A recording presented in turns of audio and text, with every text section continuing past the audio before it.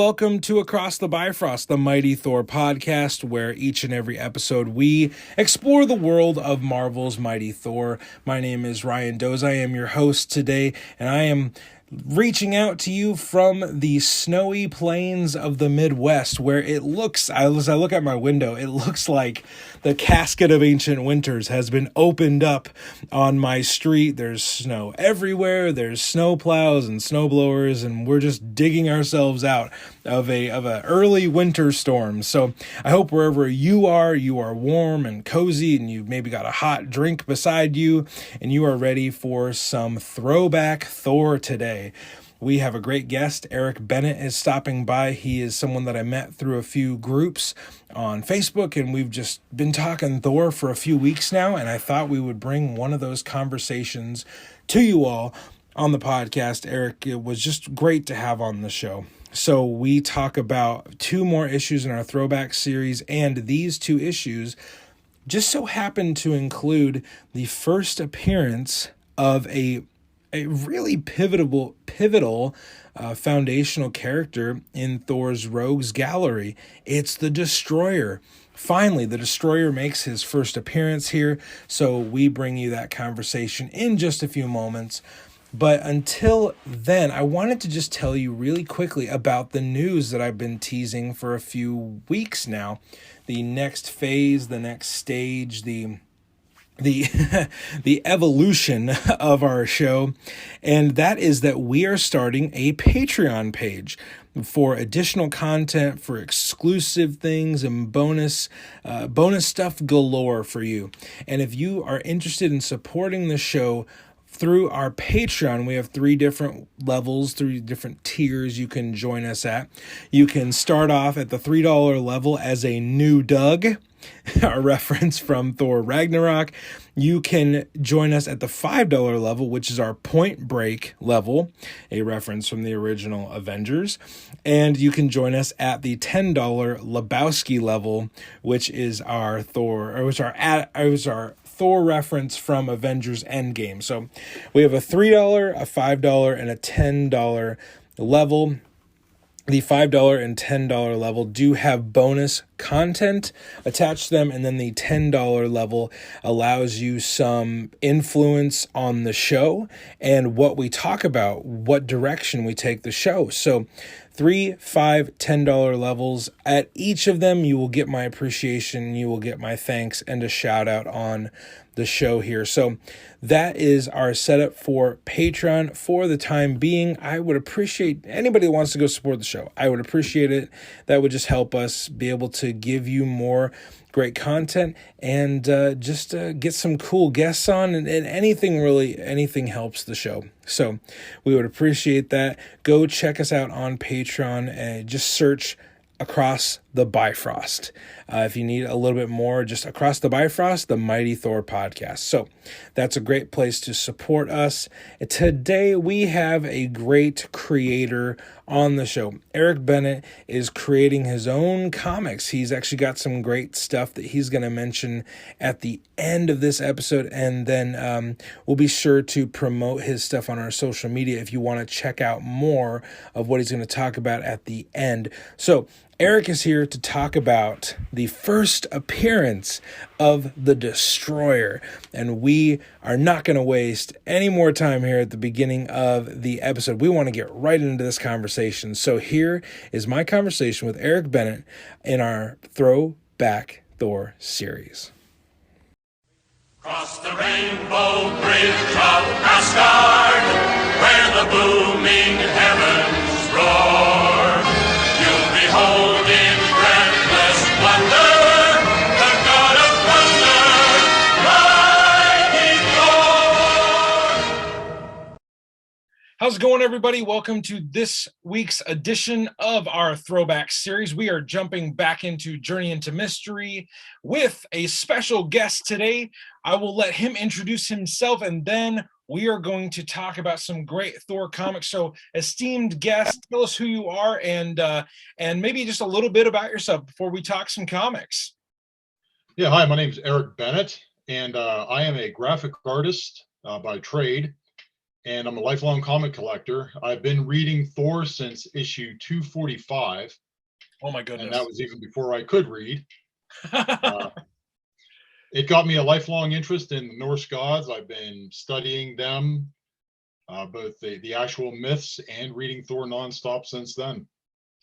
Awesome. And I know Eric and I, we became acquaintances through a few really cool Facebook groups. Not only the Across the Bifrost group, but I believe we're both in the Marvel 1961 to 1997 group. Is that the group We we're in are, but together? Yeah. the Comic Geek Speak group as well. Yes, right. We are both Comic Geek Speak disciples as well. Those guys over there have definitely connected many people through the years. When did you start listening to Comic Geek Speak, Eric? Oh, absolutely. Oh, Lord. I want to say at the very least a decade ago. A decade. So you've listened Yeah, to I searched on the internet for podcasts about Thor because I wanted to hear something different, and I think they had a book of the month club. It might have been awesome. talking about something. Yeah.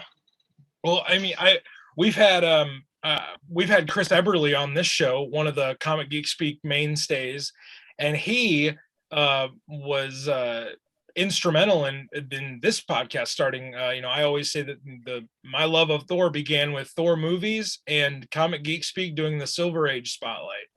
Absolutely. And his spotlights are fantastic. Oh, I just listened to the Incredible Hulk today for like the third time.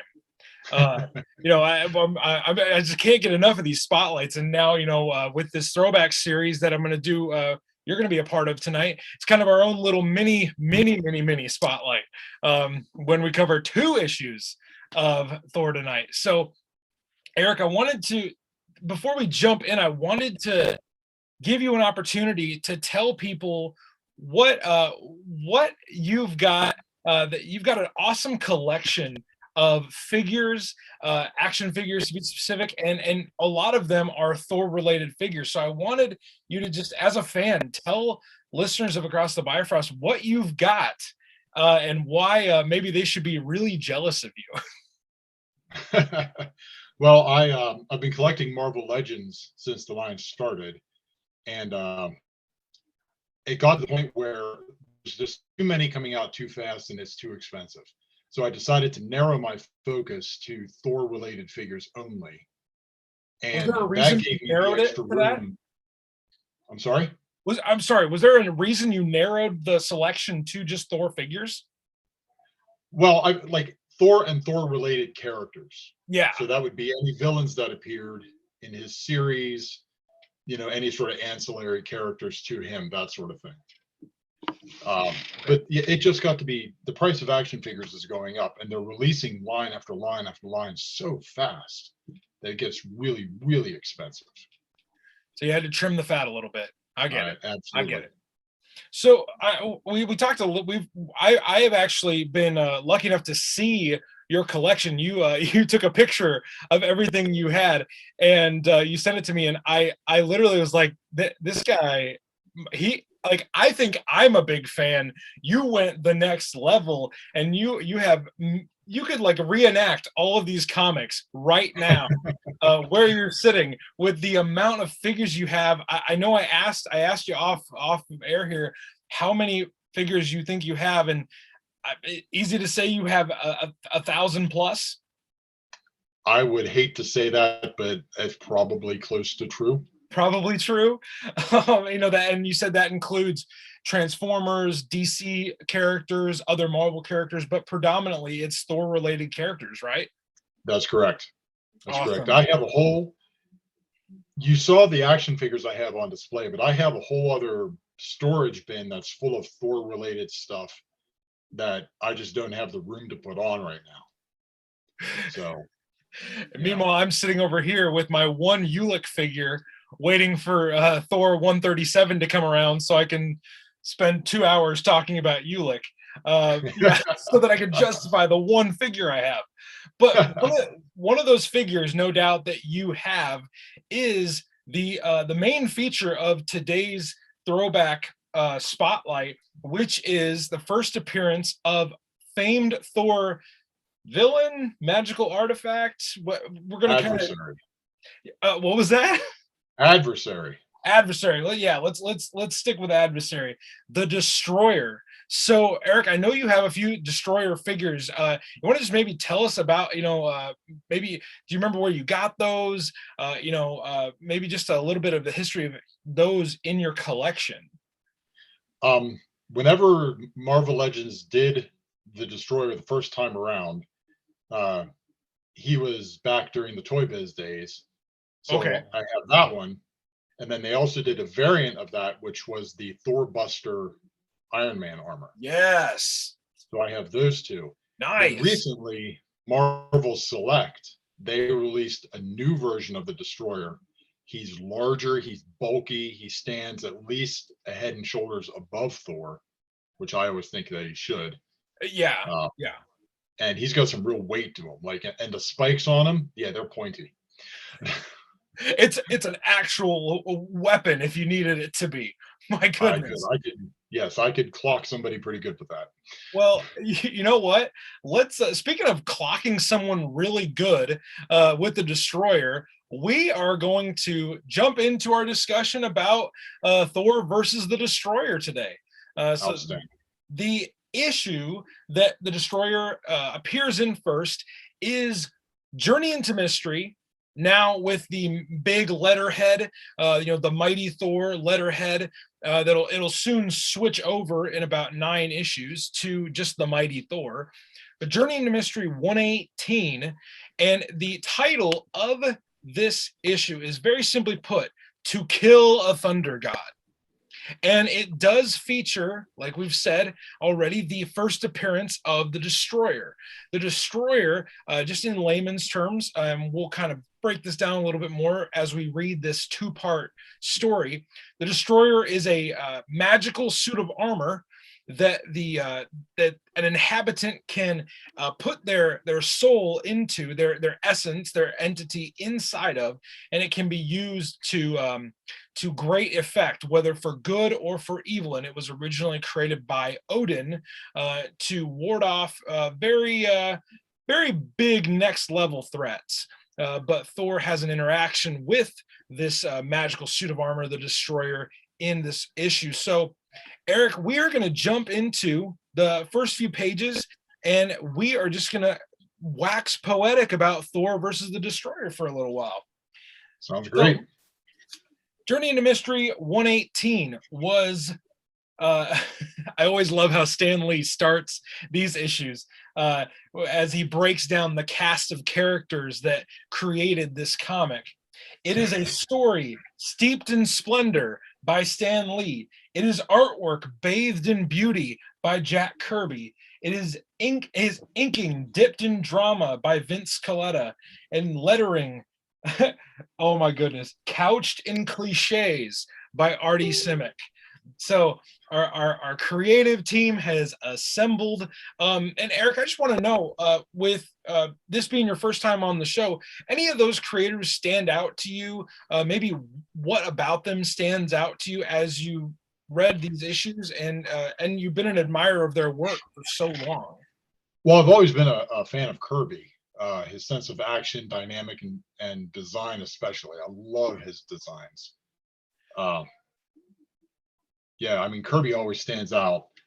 Sometimes, Stan Lee's great, but sometimes with these older issues, it can be a little tough to read through now. Yeah, simply because of the kind of writing we've gotten used to over the years. absolutely. But these are the foundations that the Marvel Universe is built on.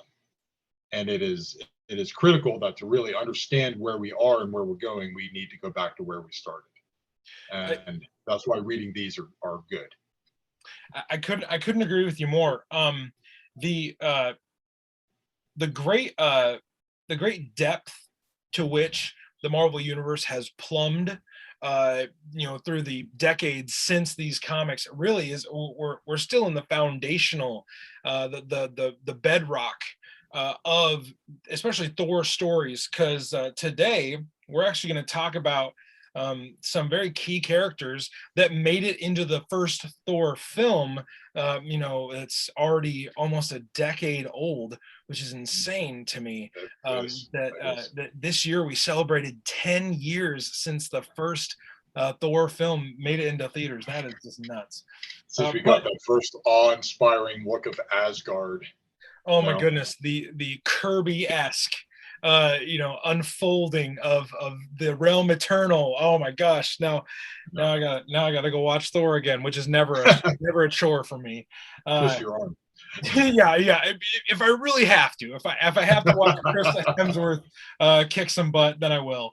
But jumping into this story, we are on the back end of an adventure where Thor is he is faced off against the Viet Cong. This is, of course, at the height of the Vietnam conflict, and so in order to make the Marvel universe, they're the adventures that are happening out your window. They set Thor in an adventure in Vietnam, which we discussed on our last throwback episode. Thor is wrapping up affairs, and he is seen from afar by Loki, because Thor still possesses the Norn stones that have been the focus of their conflict for quite a few issues now. And Loki decides that he is going to use another cat's paw. He's going to use another mortal to do his bidding, and he focuses in on a hunter. We're never even given a name for this guy. I was going to point that out. He never even gets named. He's only referred to as Hunter. That's it. Yep, and Loki targets him because he senses something of malice and evil within the hunter's heart. That inner darkness that Loki can exploit, and the hunter is able to subdue Thor with an anesthetic shell out of his rifle, and Thor is knocked unconscious. So we quickly transition to the camp of the hunter, and really this is all a setup to get us to the resting place of the destroyer. So the hunter is being used by Loki to get to the temple of darkness, which apparently is in Vietnam somewhere. So Loki is using this hunter to subdue Thor for the moment, so that Loki can unearth the destroyer, because he knows that the destroyer is possible. It's possible that he could take out Thor. So we get to page 5, and then this giant temple unfolds. So within this temple, we see the first glimpse on page 6 of the destroyer. So Eric, I just wanted to pick your brain a little bit about depiction. The destroyer is this very interesting type of, like you said, adversary. So what are just some of your first impressions of the destroyer as a villain, as an item, as a weapon? Let's maybe just dissect what he really is. Well, every time I see the destroyer, no matter where he's at, just instant menace. He's just so imposing. Yes.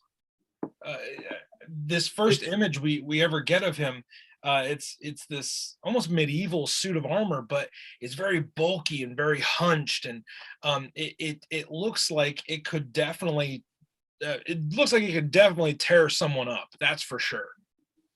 I like the pose that it's in. I mean, you might think that it's a little strange since he's sort of hunched over, but it almost looks like he was in the middle of a fight, and that the magic left him when he was in prison, and he was just stuck in the same position as he was fighting. So great catch. Yeah, he's in kind of like almost like a wrestler's stance. Exactly. Yeah.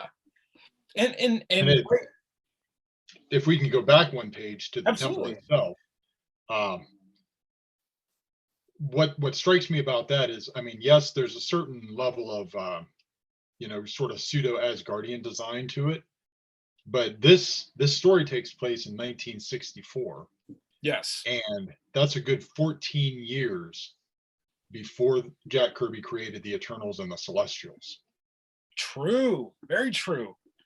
So this temple, while looking as guardian, at the same time very much echoes the Celestials as well. Okay, what about what about the temple's design maybe makes you think Eternals and is kind of evocative of Kirby's later work when he would return to Marvel? In Eternals #1, whenever and you'll forgive me, and I'm sure Adam Murdo would know the scientist's name right off the top of his head. Of course he would. The one who's Icarus is speaking with, him and his daughter, when they go into the temple, there's a vehicle that looks like it's a descent vehicle, and it's got three celestials sort of on it, and they're sort of all back to back in a similar position to this. Oh, okay, yeah. Yeah, I mean, they're very large, imposing figures, and Yes. definitely, this is definitely a place that doesn't exactly look like home sweet home. No. And it's given the name the Temple of Darkness, and it holds this menacing mechanical monster, the Destroyer, that in the follow-up panel to his first viewing and his first appearance, we see the Hunter merged with the Destroyer. His essence goes inside of the armor, and Loki knows that now the true menace of the Destroyer is unleashed, because the Destroyer cannot stop. It must do what its name intends. It must destroy. Yes. So and there's a little caveat in here that the first thing he sees, he must destroy. So Thor, who has been unconscious and he's been subdued by the Hunter, he frees himself and he rushes off to find this Hunter, and he finds the Hunter's body, but the Hunter is he's alive, but he's not moving. He's like a statue, and out of nowhere swings this metal arm at the Thunder God, and it is the Destroyer who has come alive with the energy of the Hunter inside of him, and that making Thor the first being that the Destroyer sees. Now, on pages 8 and 9, there's an interesting little footnote here that happens. The Destroyer armor is capable of lifting the hammer.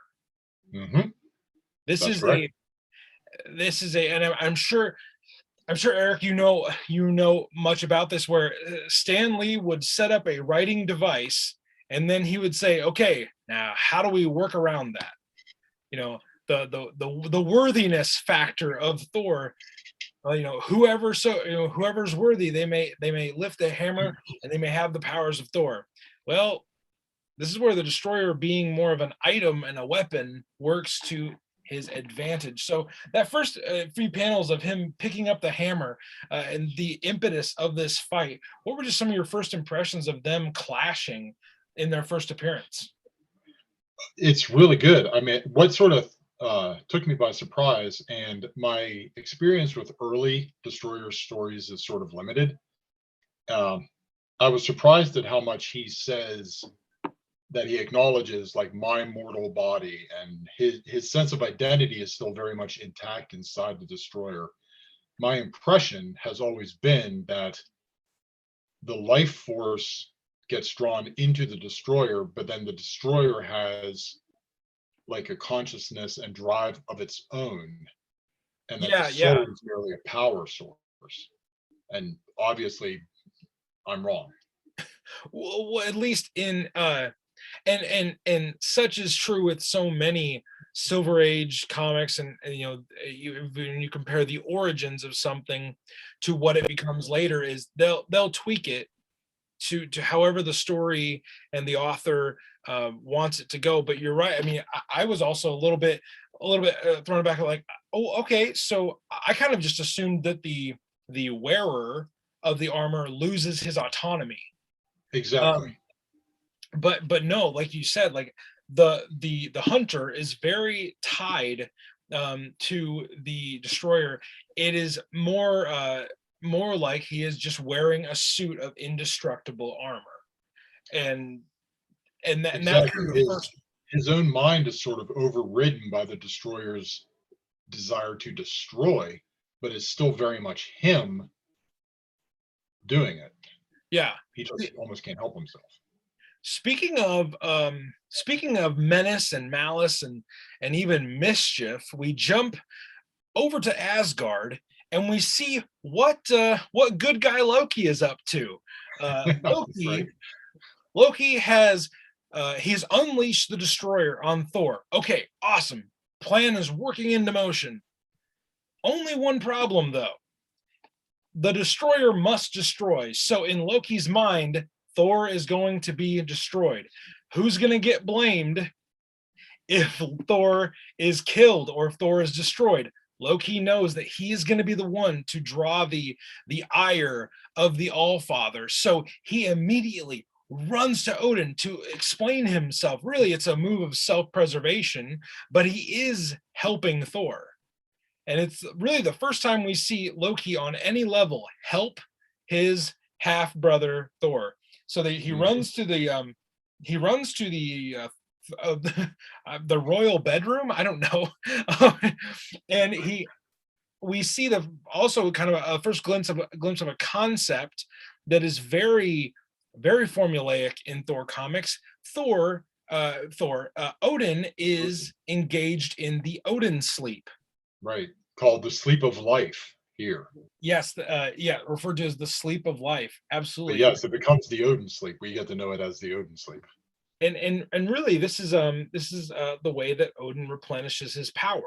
And also, it's a plot device so that Thor has to fight the destroyer while Odin sleeps, because Odin is the only one that can stop the destroyer's destructive path. So, Eric, as Loki is, Loki's a little obstinate, and he tries to, tell them, no, Thor will be destroyed if Odin is not awoken, and they throw Loki in prison. So this whole scene in Asgard where Loki is sticking out his neck to basically undo his plan so that he doesn't receive further judgment and punishment from Odin.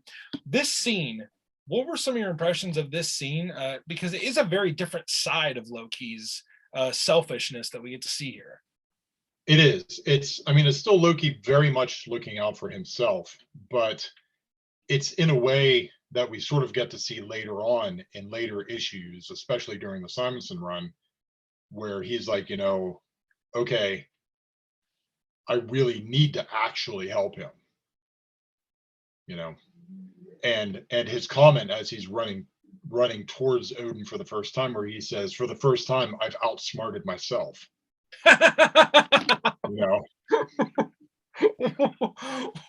My gosh, at first I've outsmarted myself. What a friggin' self-absorbed jerk he is. Right. And then that big splash page there, the first ever look of the Odin onesie, My gosh, he's got his footies on. Yep. He's got a big looks like a quadruple pillow topped bed. Odin is not worried about a thing right now. He is. My first thought was like, wow, it's the Odin Snuggie. It's the Odin Snuggie. We need to have somebody in the Facebook group edit together Anthony Hopkins' face on a Snuggie. My gosh, that's great. I think nice. I'll get my graphic designers on that. But yeah, this big full page it introduces a very important concept. That Odin must replenish his power. And speaking of power, we see for the first time on pages 12 and 13, Mjolnir, not Thor, Mjolnir, the actual physical hammer, sustains damage from the destroyer. The destroyer is the first being, the first adversary of Thor to actually damage the main weapon in Thor's arsenal. He sends a bolt of energy through the hammer's the head of the hammer, and it cracks it through, so that Thor knows he's got to deal with that later. And we actually see that come up in a few issues. That plot line is definitely picked up later on. And then Thor knows he has to fight without the hammer now, because it's broken for this time, and Thor is then melted into the floor. Now, the destroyer has a varied amount of powers, and though it's not out of the we get to see this a little bit later how he uses the beam out of his face mask, but the destroyer is has these energy based powers. He's indestructible, and it kind of reminded me this scene of their conflict in the first Thor movie, where the destroyer gets the upper hand on Thor pretty handily right off the bat. Right. Yeah, so we we see Thor kind of backed into a corner, and He's we having to use his head instead of his arm for a change. exactly, and honestly, Eric, I'm just curious what you think about this. I love stories where Thor isn't just this hammer wielding brute, and he Mm. actually gets to develop a little bit. He actually gets to flex some other aspects of his godly nature. What are some of your just first impressions of how uh, they use him to different effects in this story? Well, that's it exactly. I mean, he's always you always presume instantly that when you have a hammer, every problem is a nail. Quite literally, And yes. then Loki's constantly calling him my dim-witted half brother or my dim-witted stepbrother, depends, on what script. So they're constantly denigrating his intelligence, but he's actually fairly clever. Yeah, yeah, absolutely. Yeah. And they don't play that enough. And speaking of cleverness, we jump back to the Asgardian prison that Loki is being held within, and Loki tries to outsmart the guards, and he's in the goodness, he refers to it as the prison of no escape or the dungeon of no escape. Exactly. Now, I love when things are so obviously named so that they can be overtaken. The It's island of silence. yeah, yeah, it's like, well, but there's going to be a lot of talking there. I can guarantee Yes. it. If there's something called the Dungeon of No Escape, guess what's going to happen? Loki's Yep. escaping from this dungeon. We just don't know how. Yeah, so Loki tries to outsmart them, but there's two guards, and one of the guards is able to overtake Loki. So the trickster is in a way still tricked. He just didn't think it all the way through, which if you told Loki that he didn't think his plan all the way through, that would probably upset him. So, because Without a doubt. he loves his schemes, loves his plans, he thinks he's the best. But we jump back to Thor, who is encased, he's melted into the floor, and the destroyer is bearing down on him to release this blast of destructive energy that Thor even says, he says, he has unleashed a bolt of elemental destructive power against which nothing can endure. It comes closer by the second. When it touches me, I'll be transformed into another element. It shall be the end of the mighty Thor. So, no need to keep reading. The end is nigh. Oh wait, we have next month's issue. Exactly. I do though. I'll be honest. When I started this throwback series, and they were just one shots, they were just like adventure of the month kind of books. Hmm. They were still okay, but I love these cliffhangers. I Yes. love that the story gets rolling and it keeps rolling. And we've been concerned with these Norn stones for like 4 or 5 issues. Loki has been trying to uh, Loki's been trying to beat his brother, since the before the trial of the gods started. The story elements just keep rolling over each other, and it keeps the story going so well, even into our next issue, which is Journey into Mystery 119. But Eric, before we leave part one of this story, I just wanted to get your final thoughts about this issue before we leave the issue entitled "To Kill a Thunder God." The two biggest thoughts I have are in talking about the destroyer and what he's capable of. I mean, he himself says at one point, "For I possess every force in the universe." So seeing him do all these different things shouldn't be surprising, No. because he admits, I can pretty much do what I want to do.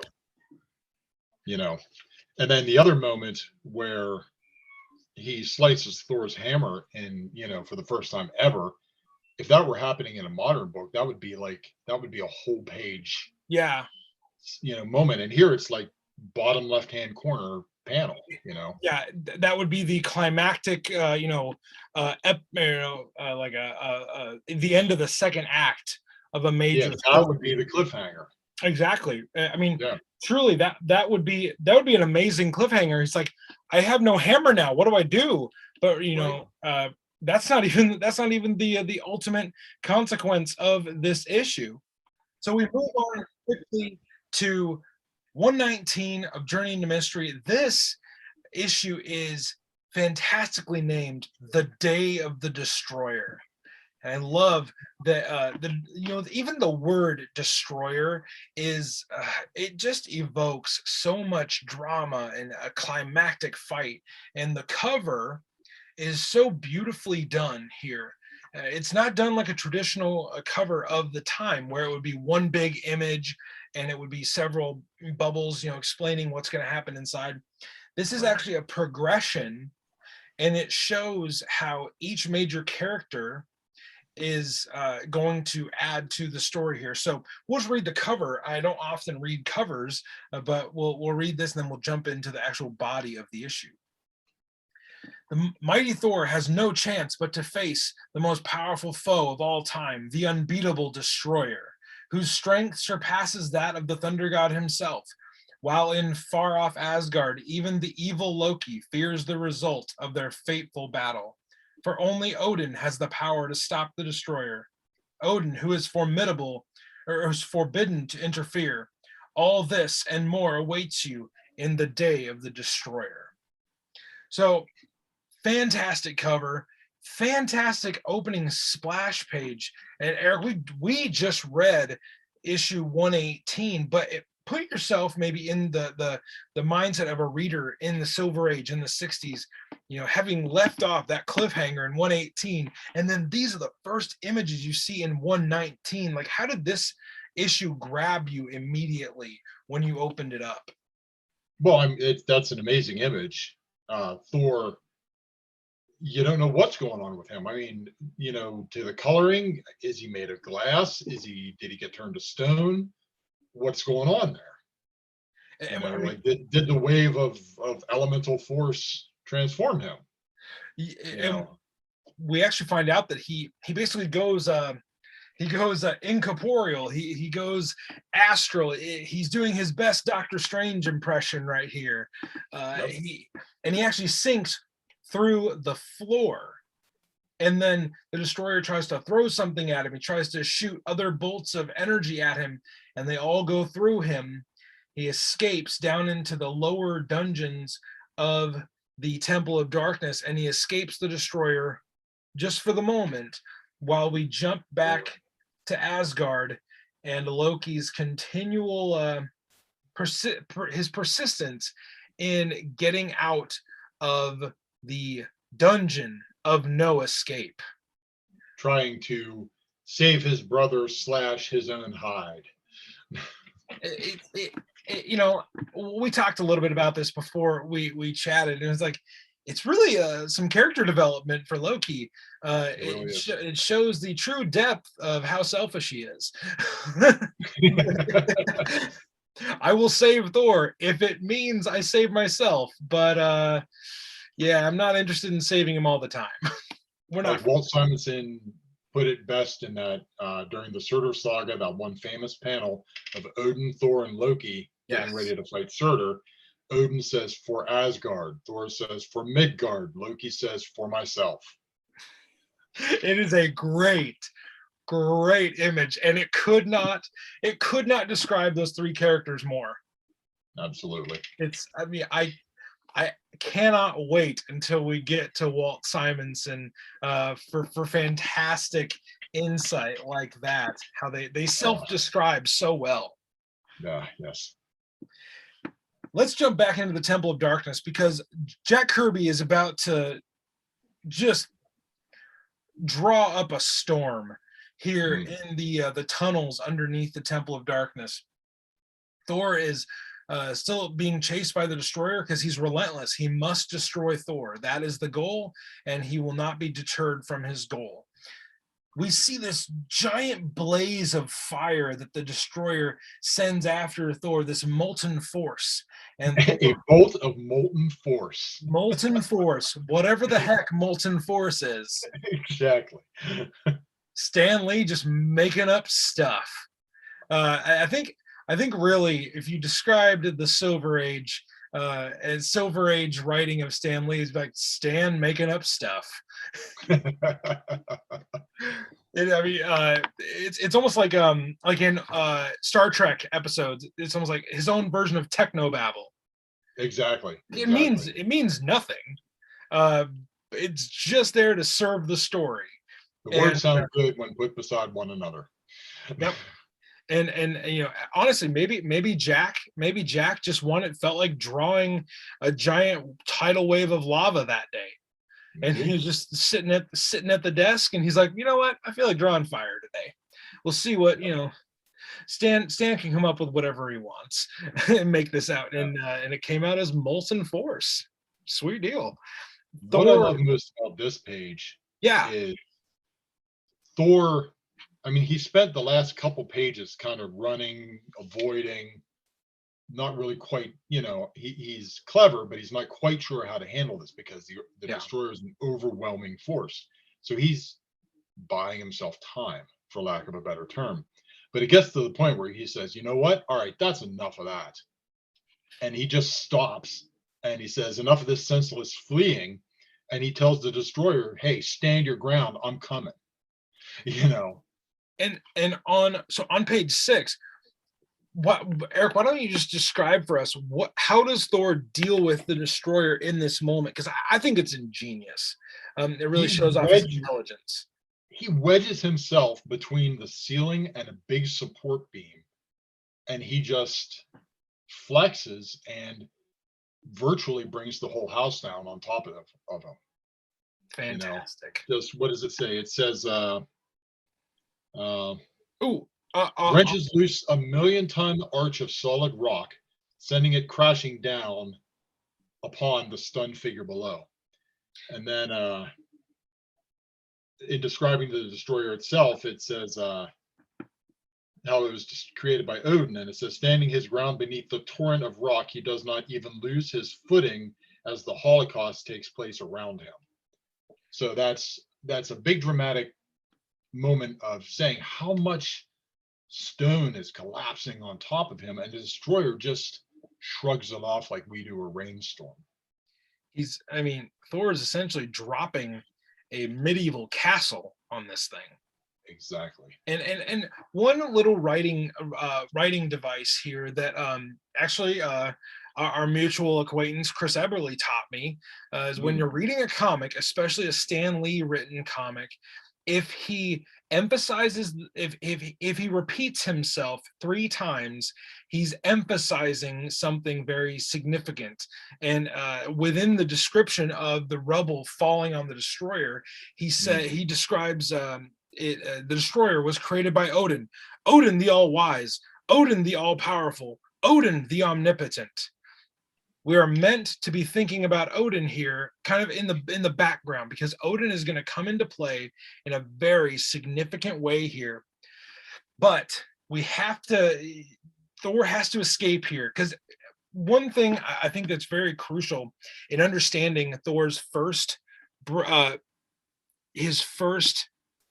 encounter with the destroyer is he's not going to beat this thing by brute force. And he is down 1 Mjolnir hammer. Exactly. He has not used the hammer once this issue, and I don't believe he does. So it's all tucked into his belt the whole time. This is a rare issue where we don't see Thor use the hammer as he would normally do, as he would normally use it. So he's got to continue to outwit the destroyer. So he's on the run, and he thinks that if he can if he can use the hunter's mortal body almost as a deterrent to get the destroyer to stop, even though we know as the readers the destroyer will not stop. He won't stop at anything, even the destruction of his mortal form. But Thor's not going to, have any innocence be harmed here. So we're kind of at an impasse. Right. We're kind of at it's an Asgardian standoff.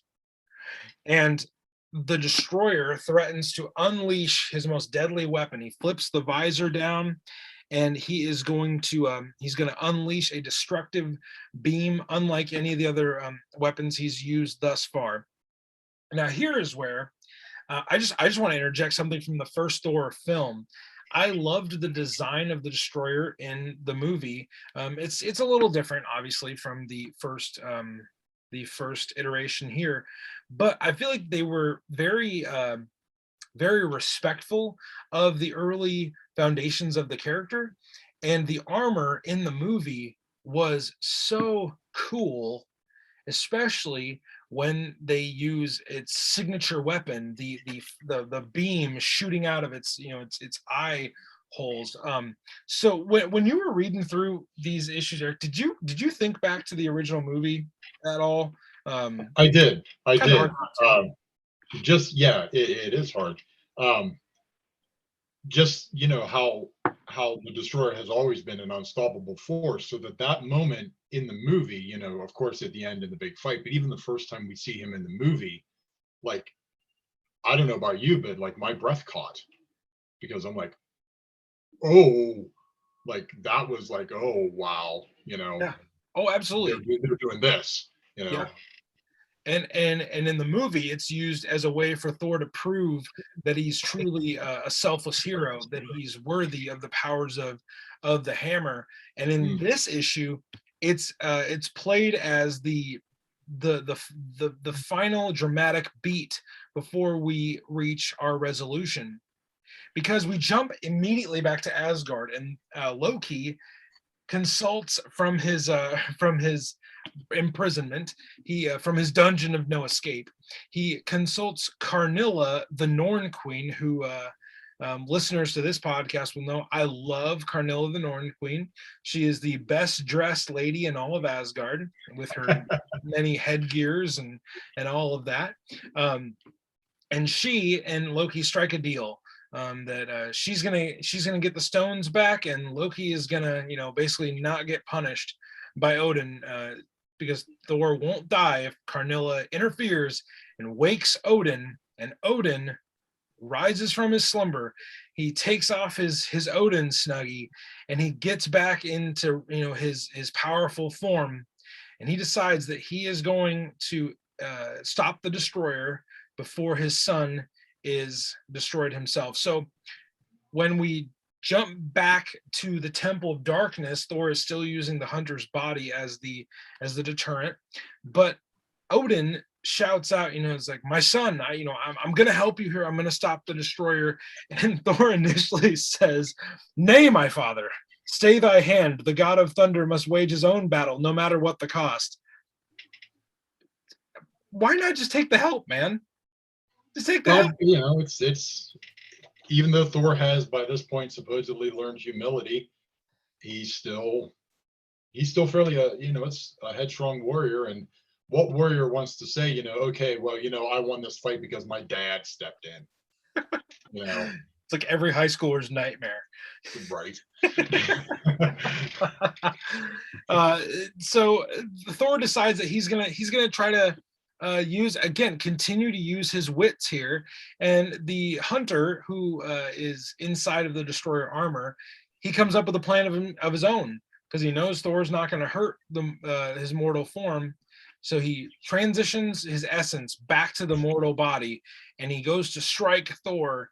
And he's going to kind of play a game of cat and mouse with him, kind of switching back between the different bodies. But then the temple starts to erode. It starts to crumble over the two, and he's unable to get back into the destroyer armor before the temple completely collapses on top of the destroyer. And the destroyer is out of sight, out of mind for the time being. So the climax here, Eric, as we see, the destroyer he's not destroyed, but he's defeated in a way. What did you think of the conclusion, the outsmarting, kind of going a different way than the hunter probably saw it going? Now, what did you think of the conclusion of this conflict? Well, I think page 11 just proves us wrong on our earlier point, because right there, Thor uses the hammer to smash the floor. That is like Indeed, the he one and does. only So time he does it in this issue. we are proven wrong. Indeed. But I the don't know what I'll conclusion do in general is good. You know, the way that Kirby draws the temple collapsing is gorgeous. And Odin, standing up there, my heart swells with pride at thy gallantry, my son. I have seen enough, so be it. What a proud papa. Indeed. I'm glad I didn't have to step in and win your fight for you. Man, I haven't had any coffee since I woke up from my Odin sleep. My Odin gems have changed color. They were yellow when I went to bed. Now they're white and red. What's up with that? Asgardian Starbucks isn't even open yet. We're drawn into the wrapping up of this issue, and the two-part conflict with the destroyer. The hunter is released because the hunter was being used by Loki, so Thor has no issue with him at this point. And then we jump back to Odin. Odin's not having it with Loki. Loki tries to explain himself, but this is a rare moment where Odin is actually intelligent in how he deals with Loki. He doesn't just let him off with a whack on the wrist. He actually he tells him to go work with Ularic, the royal warlock, and Loki is sent to work with him. But he promises that while I live, I shall plan, I shall scheme, I shall conspire. So Loki has not changed. Dear listener, Loki's not changing anytime soon. Not at all. Not at all. The Loki of Tom Hiddleston fame is very far in the future. Yes, very exactly. far. But there's a moment here at the end where we're given a glimpse into what Thor is going to go off and do next. He is going to go reforge the hammer. He's going to go reforge his broken hammer so that he can get back to his Midgard defending ways. So that's where we're left off at the end of Journey into Mystery 119. Eric, and if I can interject, absolutely. Living in the state that I live in, I love where he comes to reforge the hammer. Tell everybody where he's going to go to reforge the hammer. It makes sense if you're from the great state of Pennsylvania. Absolutely. It's the 60s, and he goes to the steel mills of Pittsburgh. Oh my goodness. Where else would you go? He's going to go take in a Steelers game and reforge the hammer. Hey, I can relate. Right? I actually, it reminds me of my conversation that I got to have with Ron Friends. Ron Friends is a Pittsburgh native, and this is the first time I've seen Pittsburgh in the Marvel Universe. And, what better place to go reforge a hammer? It makes perfect sense. Ron's a great guy. I've met him several times. Yeah, he definitely spoke very highly of his work on Thor and being from Pittsburgh. So this is like Journey to Mystery 120 is like Ron Friends the issue. But as we wrap up this issue, and I know we're going to talk a little bit about Tales of Asgard, because this issue is a very important issue, Journey into Mystery 119, for its Tales of Asgard story. But kind of wrapping up the conflict with the Destroyer, any final thoughts with Thor versus the Asgardian weapon, the Destroyer? Just that it was a great fight and really shows how formidable it is, and that is one heck of a good introduction for it. I agree. The Destroyer will definitely menace the the mighty Thor many, many times in his storied history. But Eric wanted to take some time here to just talk about his thoughts about the Tales of Asgard stories that are within these Journey into Mystery issues. And like we both said, we're both big fans of Chris Eberly, and Chris and I have been, just a fan. We were having a fantastic time doing the Tales of Asgard stories, but Loving them. Eric wants to talk about some significant first appearances, so we're going to talk about some significant first appearances. Take it away, Eric. Whatever you want to talk about now. Just something really minor that sort of caught my eye in issue number 118. We're not really given to any particular. You don't need to go back to it. We don't meet any, particularly famous character, but they do introduce a pawn of Loki's in that issue, whose name is Bragi. Now, Bragi, if you know the name from Norse mythology, Bragi is the god of poetry. Interesting. Okay. However, the Bragi that they introduce here, he's a Braggi. Okay. Which in typical Norse spelling, he's only got one G. But this is the Marvel Universe. You can think, not a big deal. You roll with it. But later on, in what is it? In 1983, in Marvel Fanfare Volume 1, number 13, we're actually introduced to the real Bragi, Bragi. Okay. So there's actually two gods named Bragi in the Marvel Universe. One's got the double G, one's got the single G. And that's the little bit of trivia you can break out at your comic book store. That's right. But then in issue number 119, we are introduced to characters that are as much a part of Thor and his mythos and then our own liking as any part of Thor could be. We are introduced to the Warriors 3 for the first time. Yes. Hogan, Fandral, and Volstagg the Voluminous. Volstagg, yes. Oh my gosh. Getting excited. And Eric, just tell us a little bit about your connection with those characters, why they stand out to you. I mean, they are phenomenal characters, but I just want to know your personal bent and take on them. Hogan's always been interesting because his design is almost like a Mongol, so I've never quite figured out what they were going for with him. Fandral, of course, is Errol Flynn, and he's always such a womanizer, and he's always a joy.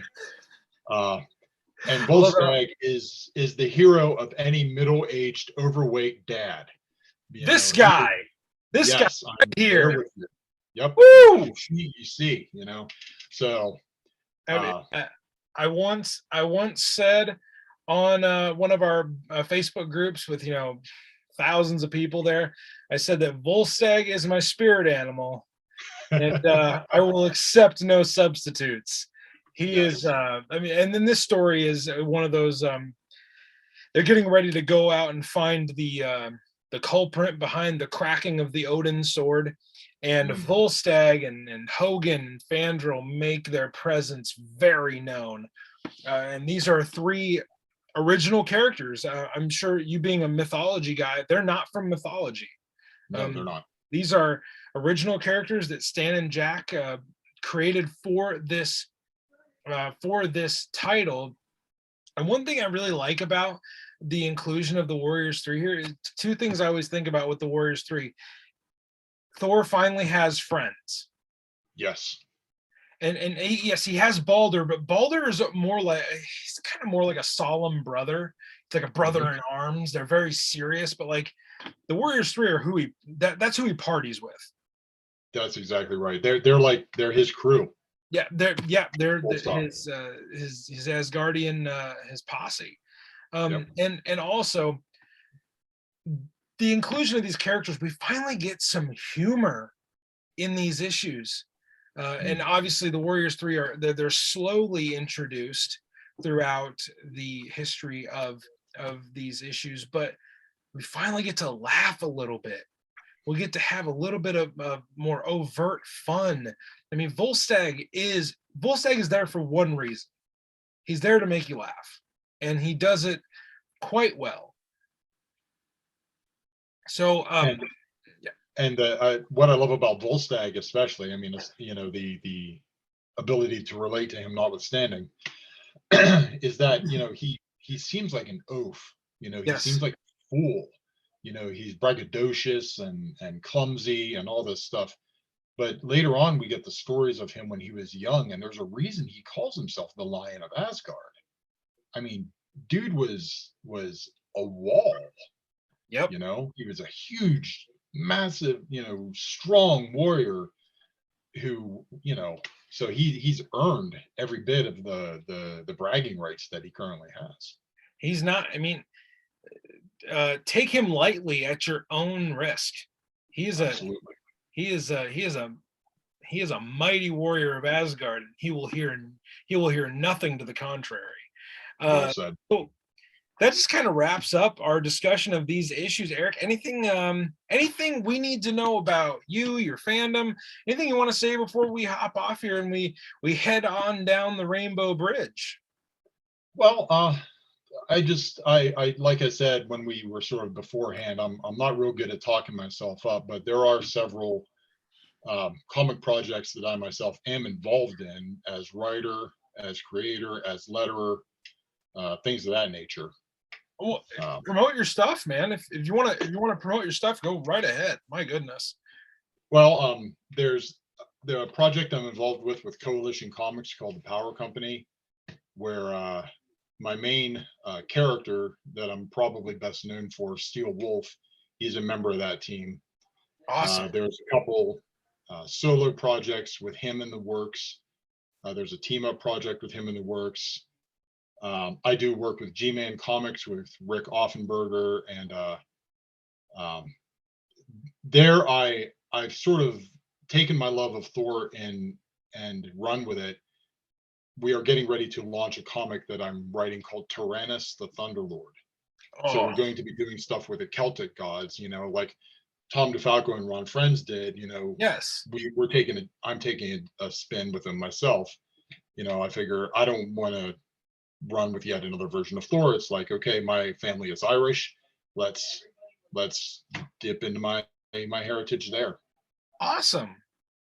Fabulous. Where can people find out more about these issues, your creations, or go and buy issues of your comics?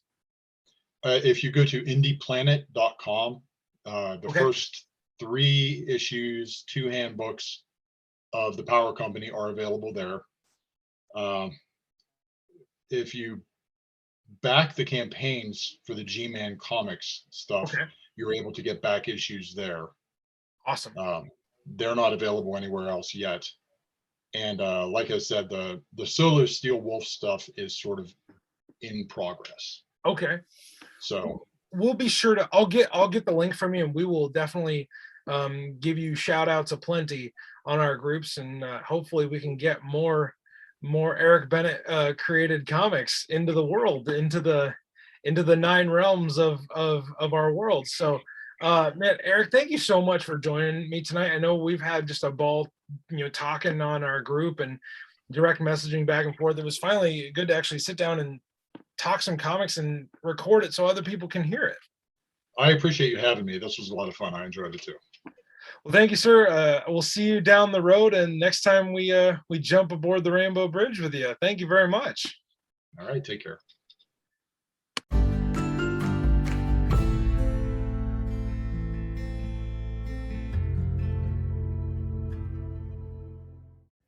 There you have it, everybody. That was my conversation with Eric Bennett, all about these latest issues in our throwback series.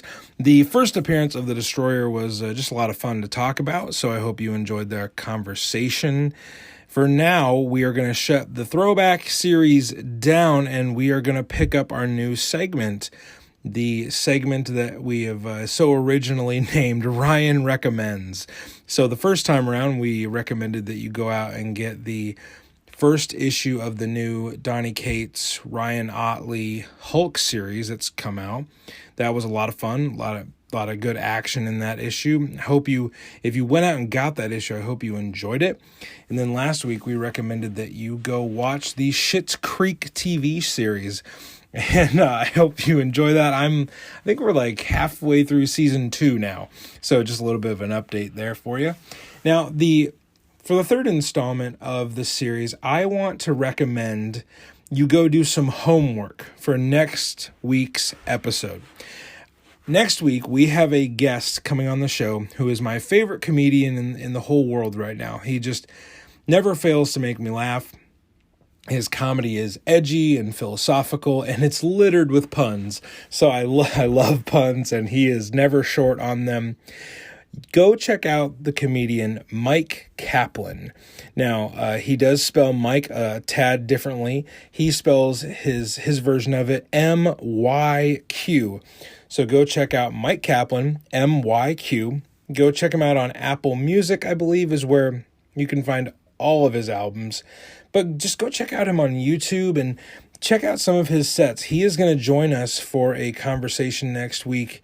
And his humor is just really refreshing, and it always makes me laugh. So I recommend that you go check out our guest for next week, Mike Kaplan. Go check out his albums. He's been on national TV. He's been on Conan, the Conan talk show. He's been on Last Comic Standing. So he knows his stuff, and he is a very, very funny guy, and he brings that to our conversation next week. So go check him out. Do a little bit of homework that you'll actually enjoy, I promise. And that leads me to letting you know that next week we are going to talk about the recent Prey storyline from Donny Cates and Nick Klein, part of their run on Thor. Mike stops by and we talk all about that storyline and really the different version of Don Blake that Donny Cates and Nick Klein bring to the world of Thor. It's a great storyline.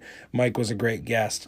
And Mike was such a great guest that we actually kept the conversation going after we talked about that storyline, and we got you some Patreon content.